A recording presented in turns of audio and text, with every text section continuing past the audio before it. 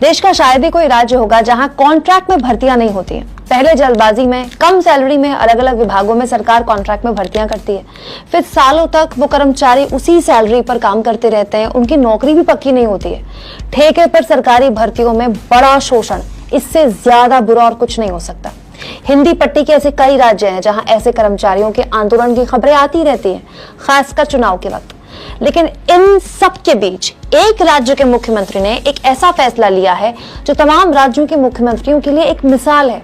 दोस्तों, ओडिशा के मुख्यमंत्री नवीन पटनायक ने दिवाली से पहले अपने राज्य के कॉन्ट्रैक्ट के कर्मचारियों को गिफ्ट देते हुए 57,000 कॉन्ट्रैक्ट पे काम करने वाले कर्मचारियों को परमानेंट करने का ऐलान कर दिया। और सुनिए, नवीन पटनायक ने ऐलान किया है कि ओडिशा में अब ठेके पे कोई भर्ती कभी नहीं होगी। दोस्तों, ये फैसला ओडिशा सरकार पर 1,300 करोड़ रुपए का एक्स्ट्रा बोझ लगाएगा। फिर भी सीएम ने फैसला लिया जो कि ऐतिहासिक है। नवीन पटनायक दोस्तों देश के उन कुछ चुनिंदा मुख्यमंत्रियों में से हैं जिनके ना तो आपने कभी अखबारों में बड़े बड़े एड्स देखे होंगे, ना ही टीवी में उनके लंबे चौड़े भाषण आपने देखे होंगे, क्योंकि वो विज्ञापनों पे पैसा नहीं खर्च करते।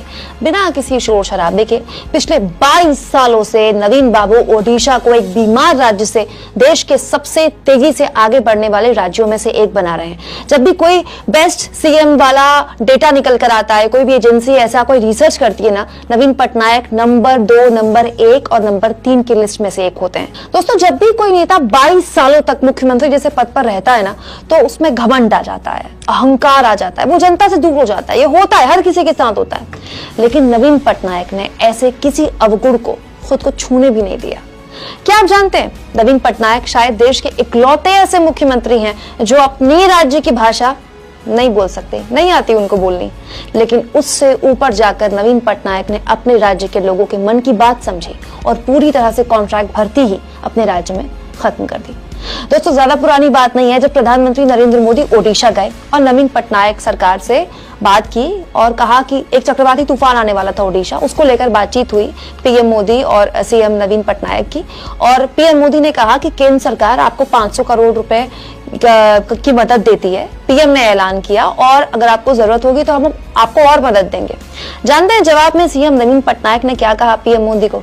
नवीन पटनायक ने प्रधानमंत्री का धन्यवाद किया और कहा कि ओडिशा को आर्थिक सहायता की जरूरत नहीं है, होगी तो मांग लेंगे।